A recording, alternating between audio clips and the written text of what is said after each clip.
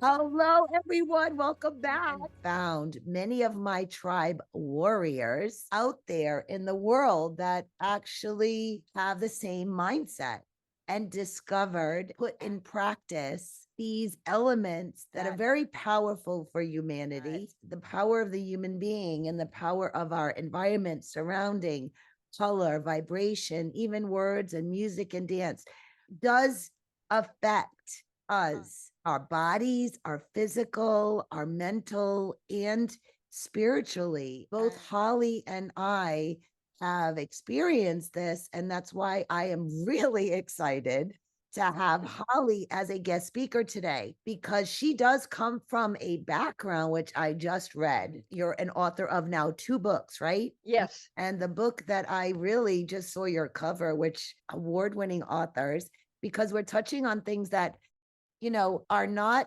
that generally spoken, not that generally practiced. But I see that in the last few years, it is becoming all over social media. And Holly, everybody's preaching about how we can help mental health. We're coaches, we're mentors, but I want to know. I mean, for me, my philosophy is you have to practice what you preach and you have to be one to know one. And these are not things that you learn in a book. You can't get educated on it without having gone through the entire emotional experience, both spiritually and physically. Is it available on Amazon and on your own personal site? We will put all that info in the description. I love the title, Go Girl, Launch Your Tiger. And at first, and it says liberating and empowering your inner voice so that you can kick ass. Oh my God. I mean, Gotcha.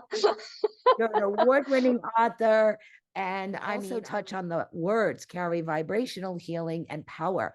And then when I went to your description, if you don't mind, I'd love to read a little bit of it. Sure. As soon as I read it, I felt empowered just by reading the description for Go Girl Launch Your Tiger. Interviewing lots of people around the world. I've been women a voice, and I've been giving voices to those that are the voiceless for years now. Oh, yeah, it's imperative. I love how you say, do you feel unfulfilled, lacking energy, less than, without passion or joy? Lost your mojo? Have you ever been victimized through abuse, addiction, rape, assault, bullying, and being oppressed by society, religious, or cultural norms?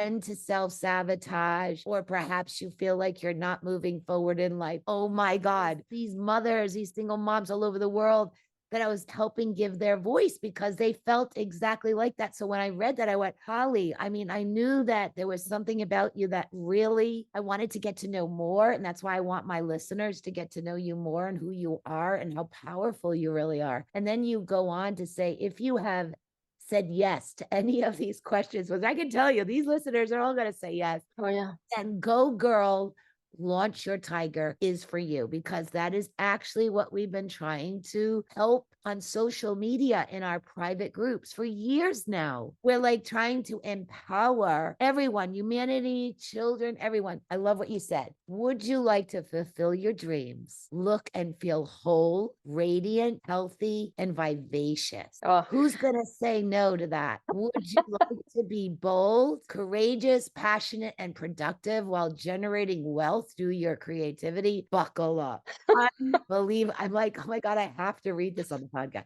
Go girl. And that's a lot of the support we've been getting on. So everyone goes, go girl. Even on my social media site, it empowers me. Like I get like a boost of energy as soon as I read that, and then gives you key life affirming essentials, which provide the structure for you to move from impotence and survival. So Yes. thrival. I've never seen that word before. Did you? It's a Holly word.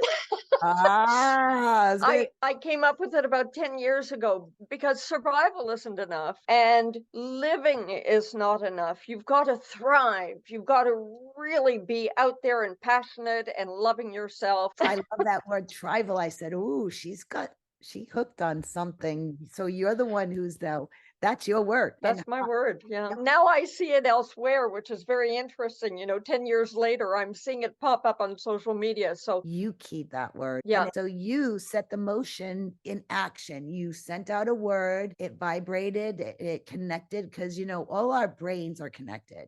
I talk about how we are all spiritually connected. People are not aware of it. How messages, or you think of someone, then suddenly they call. They don't know why. That's what you did with this work. You sent Yep. it out, and then people are receiving it. And now suddenly they're like, well, where, they don't even know where it came from, but it came from Holly. Holly Byers. Then you went and you explained Holly step by step. Launch your tiger mythology teaches you how to self-love, recover and heal, overcome your fears, address your addictions, and problem solve easily. You know how many people are needing that right now? Oh, yeah, it's such a necessity. And this book was born of my entire past. And in the last 3 years, sitting still, not being physical, and I'm a dance teacher, I'm a dance pro, to sit and write, I was faced with such loneliness because I saw friends like once every 3 months for 10 minutes. I live alone, I'm not in a relationship.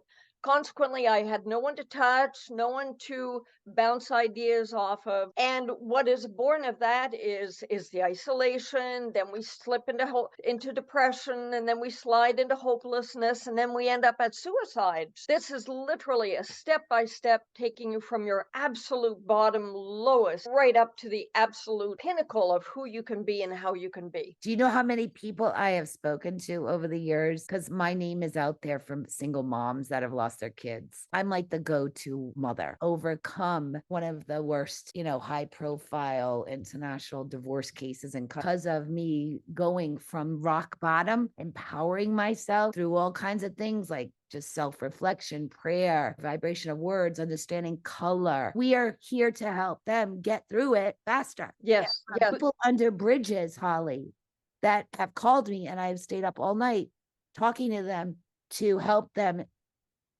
not commit suicide. Right, right. We went through it. We've experienced it. And you had an extreme event in your life, which transformed an horrific, powerful innovation, which you call tiger mythology. And I love that. I mean, tigers are known to be strong. That's exactly what we have to do. We have to find our inner power and find out who we are. And you used insight, candor, humility, and humor. This go girl, launch your tiger in your pocket, friend. Holly's inspirational words incite courage, joy, delight, and exhilaration along your amazing journey of self-realization. So you reap the boundaries of countless victories with your newfound gratitude, enthusiasm, inner strength, and zeal for life. You will become an empowered and triumphal tiger. Bravo. Love it. Oh, And 80% of the women I know, 80% that I've met and we have a loose conversation have been sexually abused. So I address that in the book, and that is what brought me to being suicidal.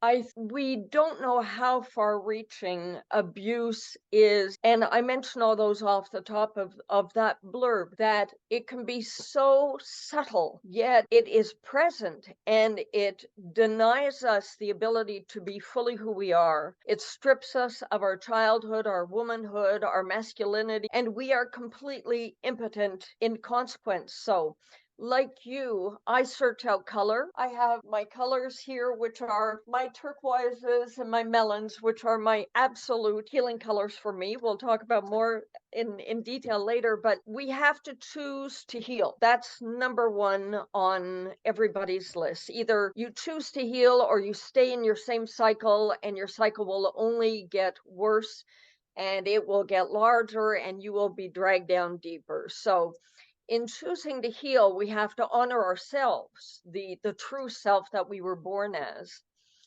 And in so doing, we will inevitably shed the old people in our lives, the old behavior, the old circumstances of where we hang out and socialize.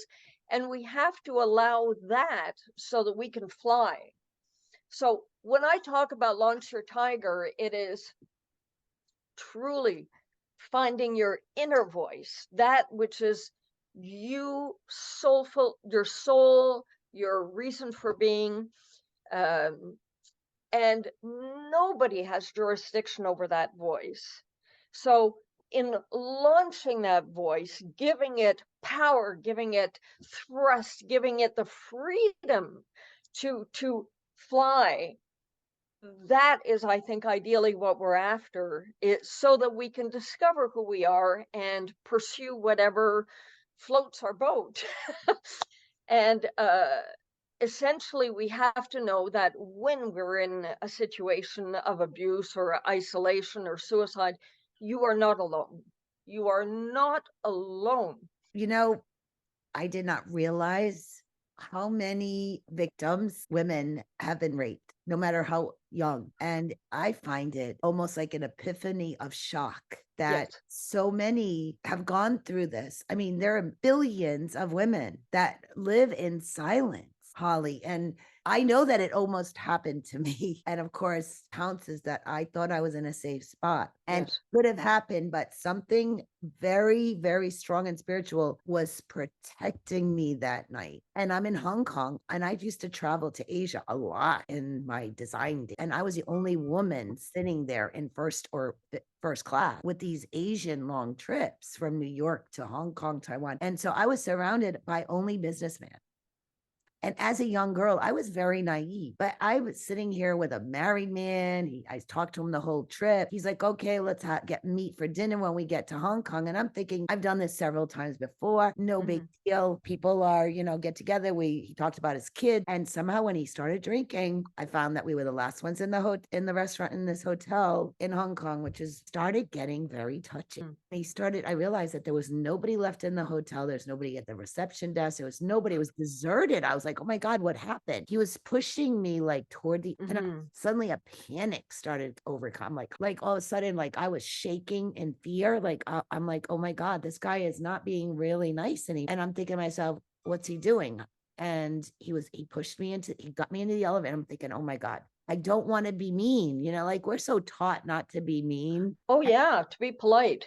to be respectful, because that's the way we were all women are brought up, to be Oh, nice yeah. and not be like strong with words, and don't use words like, get away from me. What are you doing? Because we're brought up in this religious Catholic, whatever upbringing, that we're mannered, we have to be proper. So we're not used to or tooled with the words to stand up for ourselves when we feel like we're in danger. So we keep quiet. We're not using a voice. We don't have a voice. That's it. That's it. I felt so unempowered, and I'm thinking, God help me. Like all of a sudden, I think I started praying for like help. The doors closed, and I'm like, oh my God. And then suddenly I was being backed. I was trapped, and I'm thinking, oh my God, what am I going to do? I'm thinking in my head, I'm like, okay, as soon as it does, I'm going to run, but suddenly the doors opened, a couple, I made my move. Like I turned and I slipped through this couple and I pushed them in. And then I remember I was literally in such a fear or trauma that I was hopping off the road when I was trying to go from that hotel to the hotel I was at. Like when you're in fear, somehow you start shaking. And I was like this, walking along the Hong Kong streets at night. Yeah. Yeah. And thinking, what could have just happened? And I think you get traumatized, don't you? Like I probably was. It's interesting that you use the word trauma, because trauma comes with any huge event that is emotionally overwhelming for you. And I just recently posted on Facebook 5 different sequences of steps on the difficulties that come with being suicidal being the isolation, the hopelessness, the depression, and the trauma of. I address that, how to deal with the trauma, because trauma it's absorbed on a cellular level in us, and it stays with us until one day, hopefully, we can exorcise it. But we need help to do that. We need somebody else who is impartial, who is indifferent, and who is trained to get that out of you so that you can free up and release the fear. It renders you impotent on every level. So it can be in the job place, it can be in a relationship, in a regular conversation. Trauma is part of those elements where we are disempowered, as you said. Not realize. The thing is, most people, because I went through years later with something, and so did you. I did not realize I was traumatized. No, well, that's just it. I was sexually abused from the time I was 18 months through my 20s, 30s by fellows I knew in university, dates, my mother's boyfriends who were her lovers. Like you, I was pinned in a circumstance and then sexually raped. Again, it's very, very subtle. Um, Yet it stays with us. Literally, it stays with us. And today, for example, somebody wrote in a text, so hi Holly, da da da da da da. And I said, and suddenly all my shackles were alive, and I was waiting for the axe to drop. And he pushed a button because while in a relationship, he would once use my name tenderly. And then at the end of the relationship, when it was rocky and we were in our breakup, then he was using my name in a situation that was I associated with a very negative environment and tone.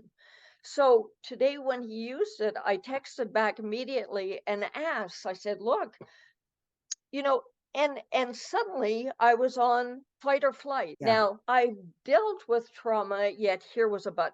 We are the onion, layer by layer by layer by layer, we peel back and finally get to our core selves. Thrilled to be It here with was, you today, Tina. I the know. I queen mean, of the that's queen of why passion for kids. I did not know that when that particular event happened to me, and it took years for me to reflect back in a lot of deep soul searching and prayer and just Oh, research. Because when I did realize later in life that I was suffering from severe trauma is when I had to go and try to find ways of breaking out of it. The general practice is seek a psychiatrist. But yeah. when I did that, all they wanted to do was medicate. Well, interestingly, I went to a psychiatrist, and I had gone to a psychiatrist when I needed an amniocentesis because I was a late pregnancy. And I had already had 7 miscarriages at the time. I was needle phobic, Oh yeah, me so too. needles, penises, they're one and the same, and Ah, I faint. You yes. talk about needles. My mother talked about vaccinations when I was 4, and I fell on the floor. I just literally, I'm vasovagal. So the trauma comes up, my blood pressure skyrockets, then it drops, and I'm on the floor. So I went to a psychiatrist, and the first thing I had said was, I don't want to be medicated. And these are my issues. And if there are more, obviously, which will appear over time. So I had a good, safe psychiatrist until I didn't. Then I shopped around. I went to another one, and he was just sitting back in his chair, and he didn't really give a damn. And for him, it was just like he's watching the clock. And so I said goodbye to that. We have to shop for the professionals or for the help that we need. And I think at that point, we have to listen to our intuition, because our intuition is our truest barometer of what is right for us in any circumstance in life. So I can sit and talk with you today because I know I'm safe with you, and I know that your intention is pure in helping people. If somebody else proposed this dialogue, and if I didn't sense that they were right, again, my intuition would talk to me physically. So I would be able to say, oh, no, I don't think so. We can talk about something else, but we're not going to talk about that. And when I did a TV interview a year ago, I was interviewed by a friend who was an author and a publicist and one of my former dance students, in fact, and she had been a host on TV for many, many years. And when she wrote a phenomenal questionnaire, which was literally a slice out of my life, and I had asked to talk about sexual abuse and incest because I was also incested by 2 members of my family. I'm not And alone. that's I'm what not alone. it's because I know for a fact, because there are people out there I've known for years, and they only came out and started sharing with me Yeah. this happened. That's why I said I'm shocked. I was lucky, but I mean, not so lucky. I had my other events, but I was shocked to know the amount that this happens to. And I cannot believe that this is not on mainstream media. I mean, this should be like the first thing everybody should be aware of, educating. That's what you should be teaching in school. Right, right, right. Yes, healthy boundaries. Yes. At the end of this particular interview, at the beginning of the interview, my lady friend is reading and, asking the questions, and then she turned and said to the camera, "I've known Holly for 35 years, and I never knew this about her because her facade is always happy and healthy and proactive. I had to really work at that. I'm like 35 years into being positive and staying healthy, and it's a daily practice. It's a daily choice with every thought we think. So when we can think our thoughts and choose our thoughts, which ones will serve us best, then at that point it transfers to the brain. The brain then relates that information to all of our organs. Are they happy? Yes, then they're all pink and relaxed and lovely.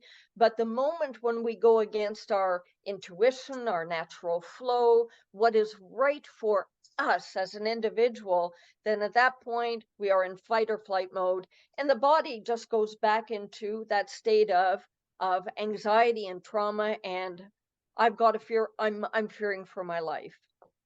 I think when this happens, it's all of the above. You don't even know who you are anymore. It's like the only thing you can focus on is you try to explain it, what a person feels like when they're in this fight or flight mode. Because I just had Well, this that conversation with some other people this week. well, this morning on the telephone, just hearing my name spoken, that's the mode I went into. The defenses are up, my spine is on high alert, the hair is standing up on my head, and I'm fearing for my life, literally. So I had to deep process this and find out what that trigger was attached to. So, in fight or flight, it goes back to our primitive selves as cavemen when we were out hunting and there would be a mammoth or a tiger that we would be hunting to kill and bring home to feed our family. If we were in danger, then at that point, the brain is triggered, the adrenaline starts to flow, and it's released through the vagal nerve, through all the organs, and we run. So when we're faced with fight or flight, usually it's triggering a past traumatic event. And today when I deprocessed this, or I processed this particular situation, I realized when I was in school, I was not a reader as a kid. I was a visual learner. So if someone gave me a film or a picture book with colored pictures in it, I could learn. But to give me black and white print on a page, that sent me into a full-blown sense of trauma, that I could not achieve it, I would never learn it, and everything closes down, literally. So I got as far as that today in the time span that I had from the moment of the button being pushed and then feeling that traumatic flight or fight mode. I will have to sit with it in quiet and go back further, and I'll find its original core, its original nucleus, and why it occurred and when it occurred.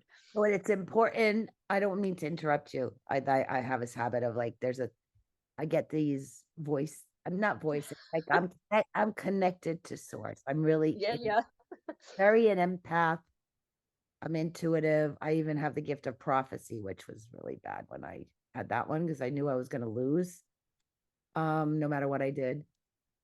Your triggers. The triggers is important because there's a lot of people there with addiction. I just had a call from another friend who said his wife is living under a bridge. I'm like, what Oh, happened? An addiction. These meds is dangerous because they get you addicted to the painkillers. So that's what happened to her.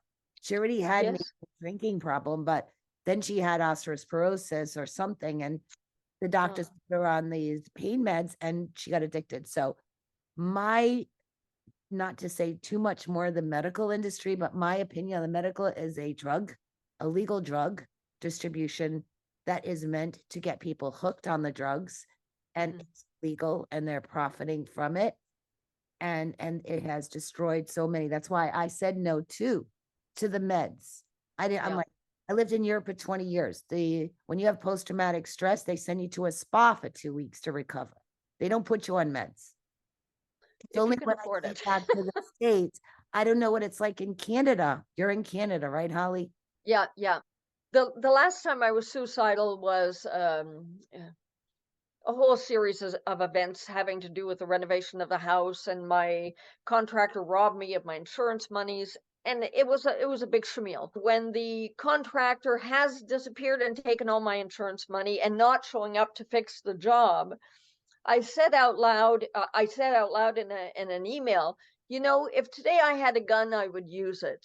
And Yep. I delivered it in that tone of voice. It was matter of fact, but there was real, true seriousness in it because I felt so disempowered, but I was angry and I felt hopeless and I had nowhere to turn.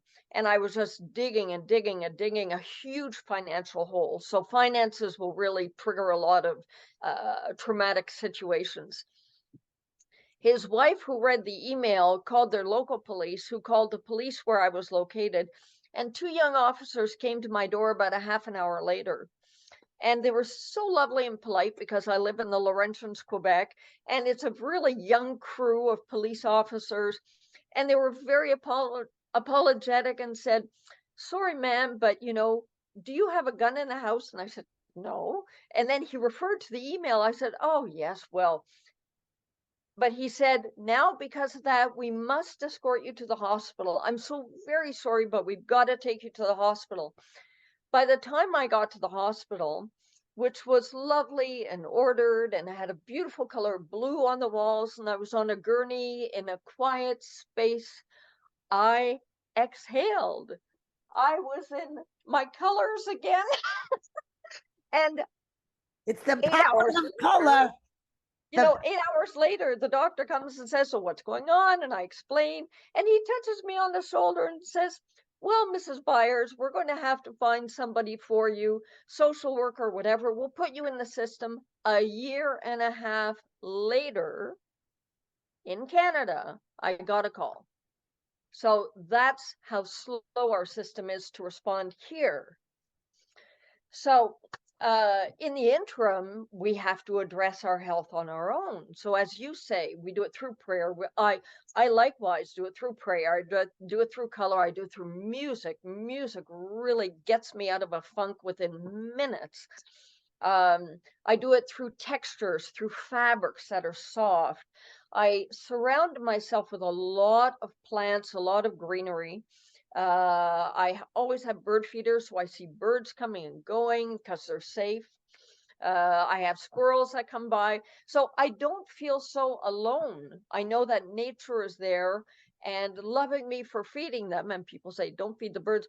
I feed the birds because I need the company, you know? And in that way, I know that something is dependent on me. And in return, I am, yes, dependent on their company. So it makes for a nice relationship that is superficial, but it means something. and how they need to change their mindset. Yes. Really, they have to now realize, accept they're traumatized, accept that they've been doing things through the fight or flight mode. And what Yep. they're doing is actually doing worse because they're reacting and doing things that they normally wouldn't do if they weren't in the situation. So to people on the outside, they're looking crazy. They're looking unstable and unhinged. They don't look like they're getting their act together. And what they're doing is harming themselves worse by using these addictions, increase of alcohol, drugs, meds. Now, what if you're already down at the bottom and you happen to be listening to this? What is step one according to your tiger? Step one is recognizing nobody wants to hear that they need anything. Nobody wants to hear that they're ill. And certainly nobody wants to hear that they have mental issues.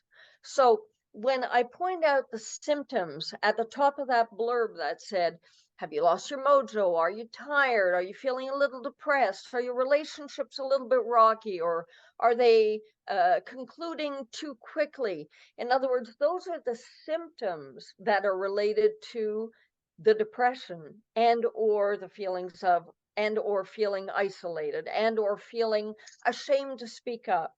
So that those are the consequences of our being in the state of needing help. Step one is acknowledging that you need help and you cannot do it alone. Two is accepting the fact that you cannot do it alone. You cannot do it alone. So either you do it through books or through a therapist or through psychiatry, or you go to your local clergy. It cannot be family, because they will always want to manipulate you, because that's what's been going on probably all along the way. Yeah, they're like your handlers. Yes, exactly. So I mean, I'm serious. This word handler, I was shocked when I first heard it, but this handler is true. These are how people in our family, it's not even, some know that they're there to condition or keep you under control. And I've spoken to many people around the world. So the people I've interviewed and met over the years since I entered my situation, because I was obliviated to all of this. I was brought up in a very conservative household, but the moment I married into a family that was not so kosher,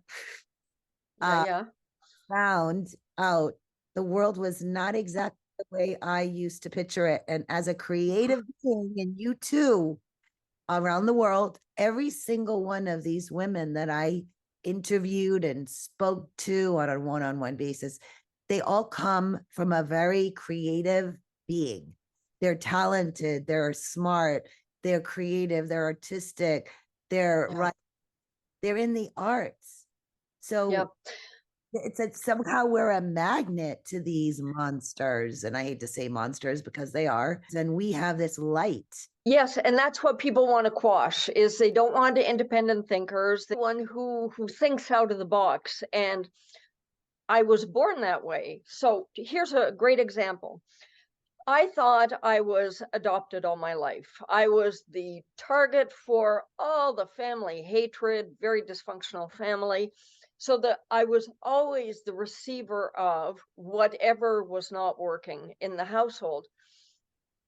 And I was the black sheep. I was insane. I understood that after high school, I would go into a sanatorium for insane people.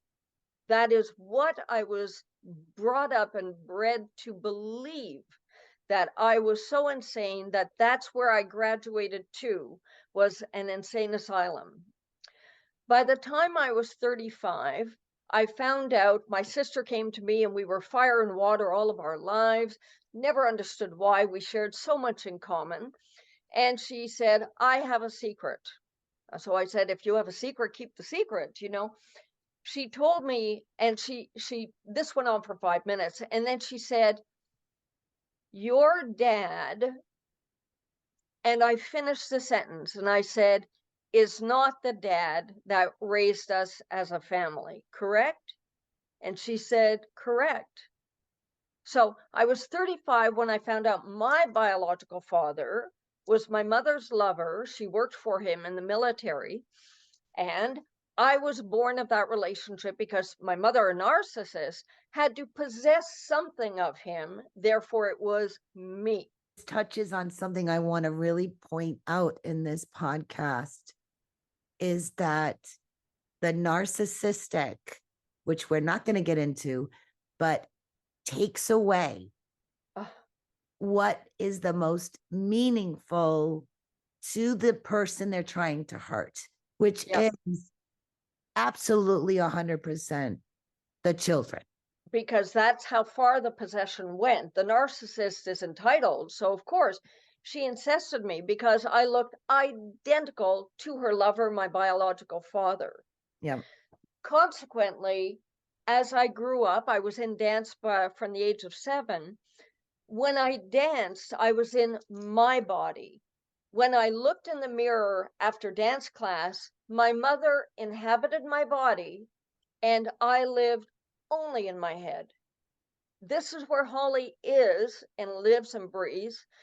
And the body was her possession. Did she force you to dance?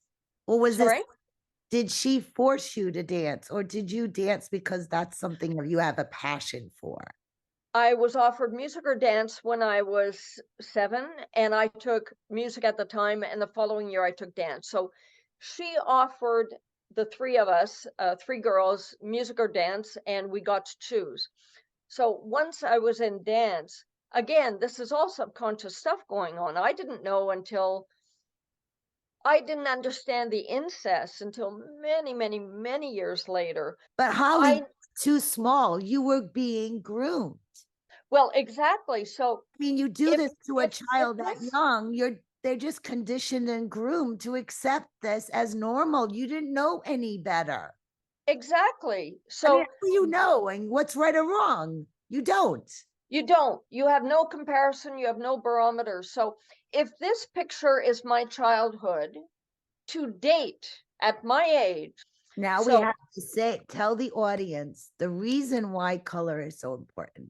I think now's a time to talk about how color. powerful color really is. Yeah, That black and white are not colors. And the only reason why people wear black is that they think designers wear black and it's cool. White is purity and angelic, but white and black are not colors. These are shades that are yeah, given to colors to increase to intensity or make it deeper or lighter. yeah, So the water is also very important because the water is not only where the spiritual, the most powerful spiritual closeness to our creator and to our inner spiritual consciousness and yes, higher consciousness is at the where earth meets water. Did you know that? water. That's why people, when they go to the beach, they feel so good. But if they sit right where the land meets the water, right there where the water, that is the most intense. It's almost like watching Baby Yoda sit there with the force. That is like source. And then also in nature with your bare feet touching the trees. Yes, and the earth. So The yes, the earth, trees be, grounded. because it's life force. It's Yes, life force. you Yes. don't see it, but it is so there. Yes, yes. Well, cancer patients are now being directed to forests to heal, and they are literally being healed for hugging trees. Oh my God, that is so good. I mean, Isn't that brilliant? yeah, I learned about the tree thing in Cologne, Germany by Yes. Aliza Durant. She said, if you need to let go of a negative person in your life, go stand next to a tree, hold a tree, and send out your intention that they have to let Uh, you go. And you isn't know, that beautiful? works. You know, nature Works. is our friend. When my cat sleeps on my bed, I don't have bad dreams. She Because the cat actually, takes it away. Do you know how yes, powerful they're cats are? They actually yes, it's like, take away your negative and they bring yes, positive and say, I mean, how powerful is that? It's not just an animal, it's a healing animal.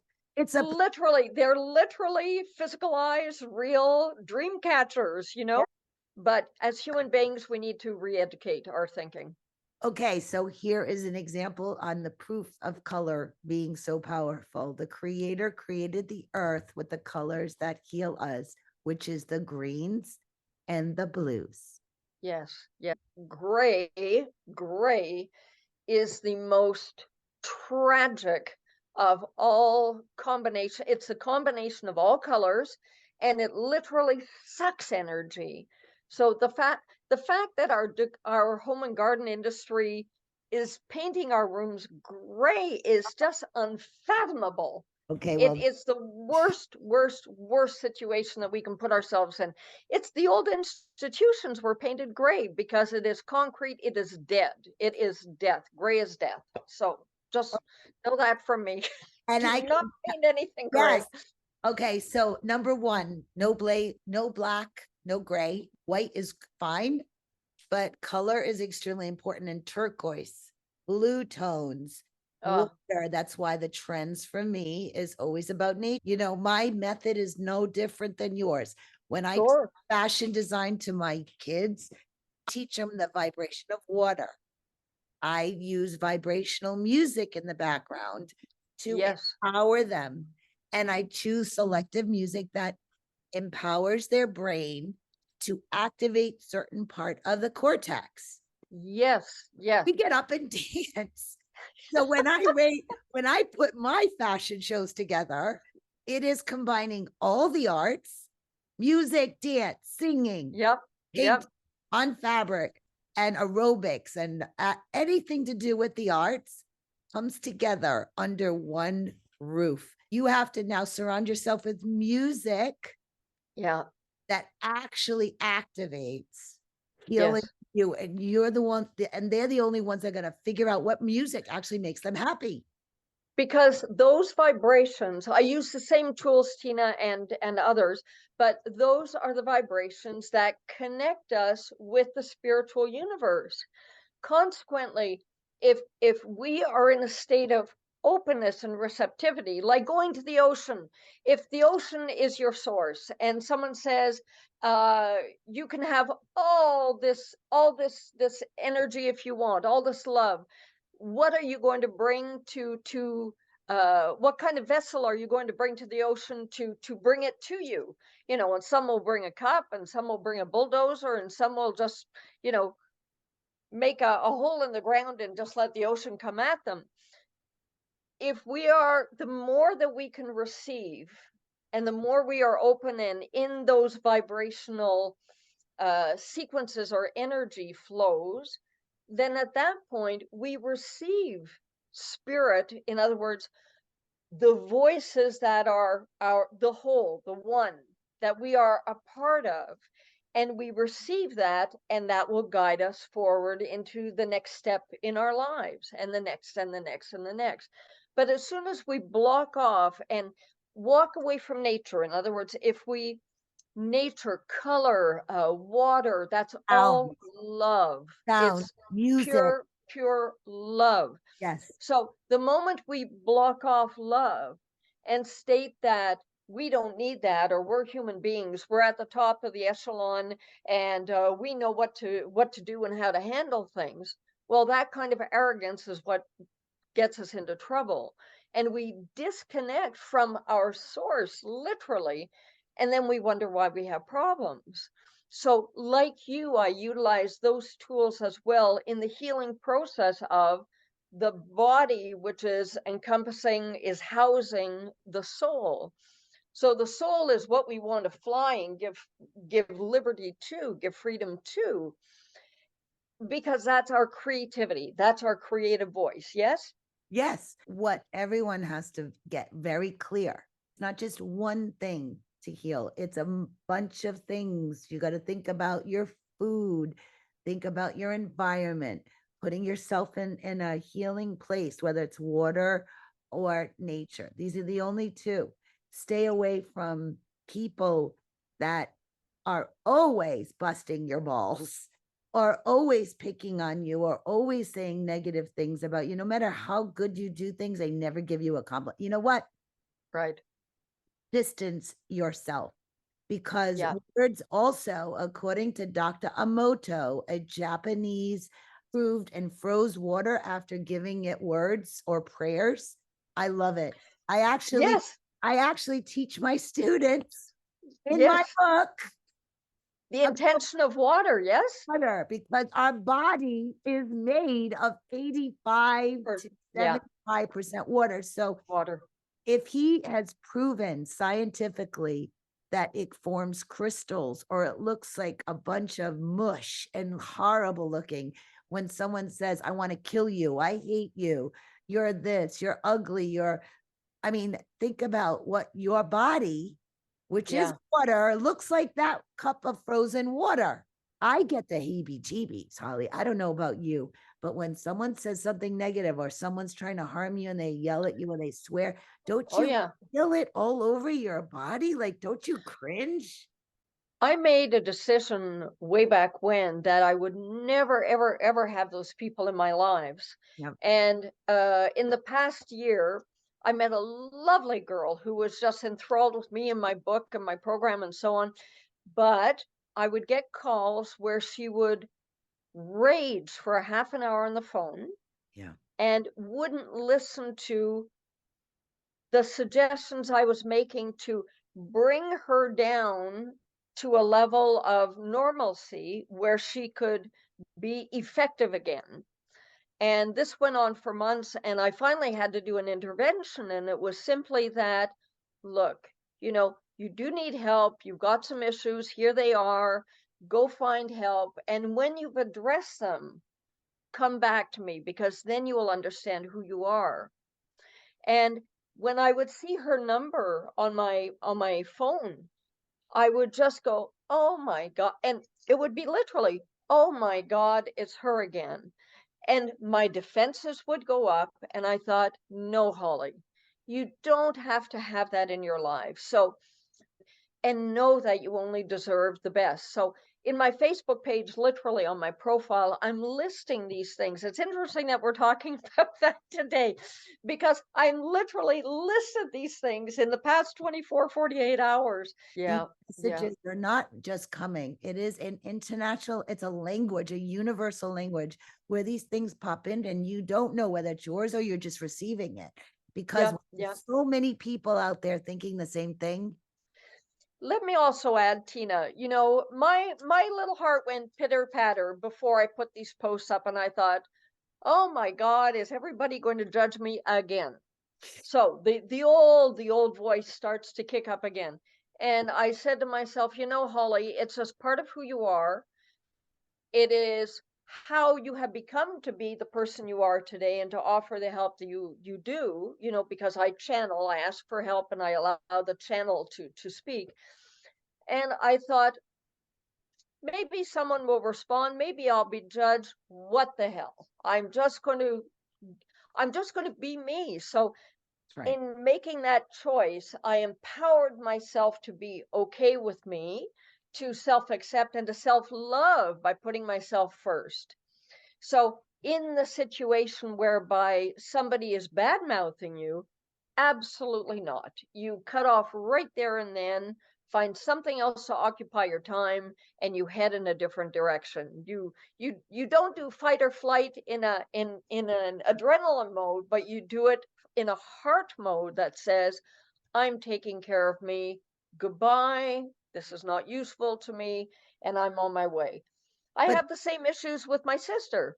She'll call, and sometimes I've worked 30 years at trying to have one conversation that is healthy with her. And we finally got to a point, literally, because I had a cancer scare in the last couple of years. She's a nurse. She came forward. But sometimes she'll slip into the old criticism, the finger wagging, the judgment. And I'll just say, I'm going to terminate this conversation now. I give her notice and I close it. And I've honored myself in so doing. I'm So proud of you that's because that's the healing process. Holly, you and I have it the same issue. I have a brother who I don't know what is wrong, but he hates my guts. And I have no idea why he hates me. Uh, I I was his older sister. I even bonded with him for a little bit when he was to travel around the world. He survived September 11th. But I mean, compare his shock, my shock. I mean, he spent the time just traveling around the world, taking a total permanent sabbatical. But he's always nasty. There's nothing nice comes out of his mouth. And I know that he used to pick on me all the time, point the finger. It's my fault, my fault. And of course, my parents always protected him because in the Portuguese family, the boy never does anything wrong. I actually said, I can't keep engaging in this fight because yeah, like a tennis match. If you keep hitting the ball back and forth, the game is going to continue. That means the arguments and all the, to not play tennis. Don't right. they can't fight when there's nobody to fight with. So what I did is I applied her rule and Yeah, her process through her coaching me years ago that don't hit the ball back. So in other words, right. if they want to sit there and attack you, just go, if that's what you think, you just don't engage. Stop. Yeah, you're just stop. And that's interesting. That's the fourth point, Tina, is taking responsibility for your life. Yeah. by taking responsibility, we don't point the finger anymore. We don't say, oh, this is to blame and that's to blame and the political system and, oh, I don't have money. And there's no more blame. It's called, I take responsibility for every aspect of my life, and now I have to address it. I Right. am responsible for what has happened to me. So if we can control the thought patterns, then we control the emotions and the behavior that is consequent to it. But it's so empowering when you realize you can stop your attacker midway just by not engaging back. Yes, It's like, yes, okay, whatever you want to do, that's your choice. But this is what I'm choosing. I'm choosing to ignore you. yeah, And I don't care what you say because it's not going to bother me yeah. anymore because I'm not here to win and get the last word in. That's Oh, key. that win Don't is get that always last word in ego.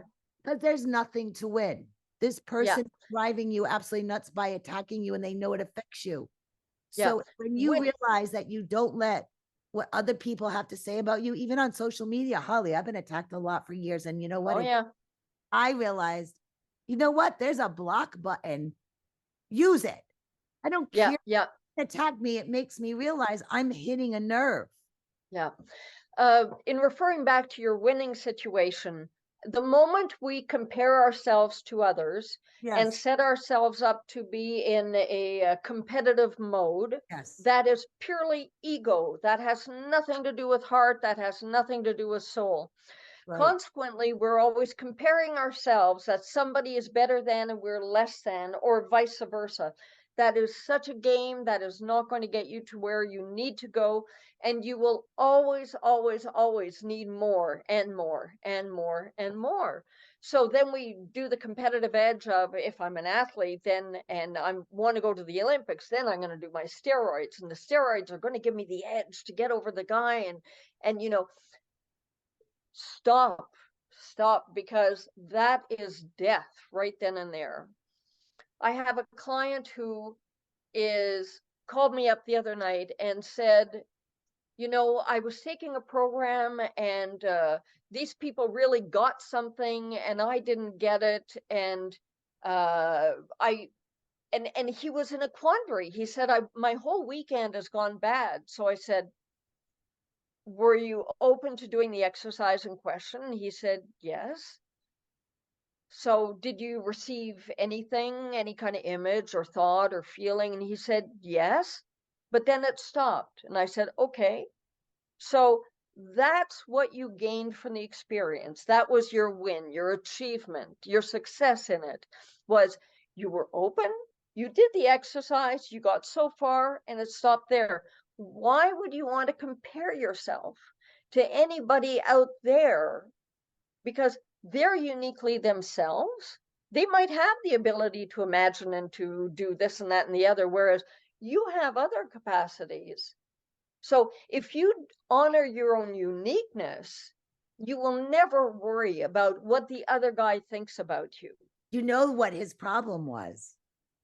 He was too worried about what other people were doing than not looking in and just being Yep, in himself. He was too busy looking around and yep. and observing everybody else. And And in 20 minutes of conversing, and we're not on a visual call, but I could feel it in his voice.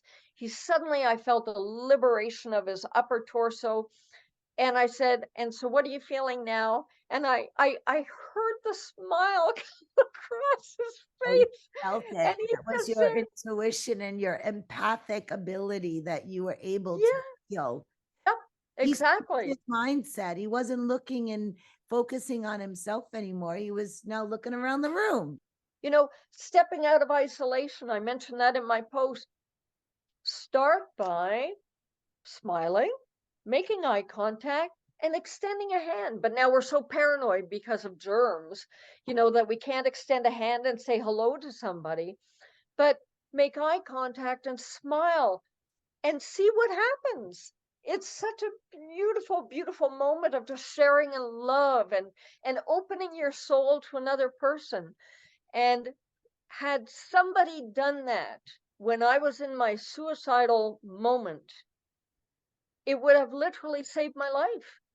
Thankfully, I had something else that would intervene. Of course, spirit always gave me a something that intervened and said, now's not your time, Holly. Now's not your time. So keep on going. Yeah, see, It that's didn't stop the trend of being suicidal yeah. until I was able to stop it, with help. But we now today, I think coaches do a huge job. They're psychotherapists, they're psychologists, they cover all of that end of awareness and share that with people because, as you said off the top of our interview, you can only teach what you've experienced. Yeah, see, I And don't trust, I want to put it out there. I don't trust these people that have learned through books because what no, they're doing is following their agenda. And those are the ones I don't trust because I've I've done my deep dive and have spoken to so many different titles all over between Europe and here. And I can tell you right now, they're all the same. They're useless. They're I'm absolutely, not invalidating. I I don't want to invalidate anybody who studies because they're doing it out of good intention. no, they're doing it But because they have it's a like problem of when, their own. Holly, most you people know, that go to study is because they're trying to finance this for themselves. They're more messed up. sure, sure. I had a friend who was Yeah. 18. He was on a second degree at university, and he was told he had lymphoma. He had 6 months to live. Now, when a doctor makes that kind of declaration, they are playing God because they don't know what's going to happen to you. But according to their research, as you're saying, according to the book, this is what's going to happen. Now, that particular friend, I met him when he was 45. He said goodbye to what he was studying in Canada. He went down to the Caribbean. He watched only funny movies. He parked himself on a beach and he surrounded himself with nature and love and the ocean. And he went into total remission, never, ever, ever to have cancer again. But either way, most of these people are just sitting there having you talk to them. Yeah. For 45 minutes, you're getting billed or your insurance company's paid for, and all they do is sit there and listen. Who wants just someone as a bouncing board and walks out and nothing has been done? I'm sorry, that's a waste of time. Well, I've had good psychiatrists and bad. I've had good therapists and bad psychologists. I've, like you, I've done the gamut. So anyway, the idea is to choose to heal, but to take responsibility for your lives and implement the help that you need and be open to seeing who you are. You've got to be honest when it comes to being to healing. We have to be honest with who we are and walk out of that shame. Yes, but Holly, they have to want to do it. The main decision maker to want to do it and really want to do it and do it in very small steps, but they have to work hard to it, is you got to first want it. Because if you Yep. don't want it bad enough, none Yep. of this matters. We could Yep. suggest a million different methods, but if they don't really care about changing their lives and Right. not committing suicide and not leaving it, and the pain is too grave and I can't get through it, I had to Yep. really say, I know it's bad, but I have to do this. And I know it's going to be hard, but I'm going to fight every day to clear my trauma, try to control my post-traumatic stress because I had triggers too. Yeah. And away from those people that were always triggering me and getting me all riled up to make the wrong decisions. Because what happens is when you're in a post-traumatic stress and people are picking on you and they're trying to tell you what to do this, do that, do that. I had that happen. My mom, my brother, they were the worst people to be getting advice from. I can tell you that. Mhm.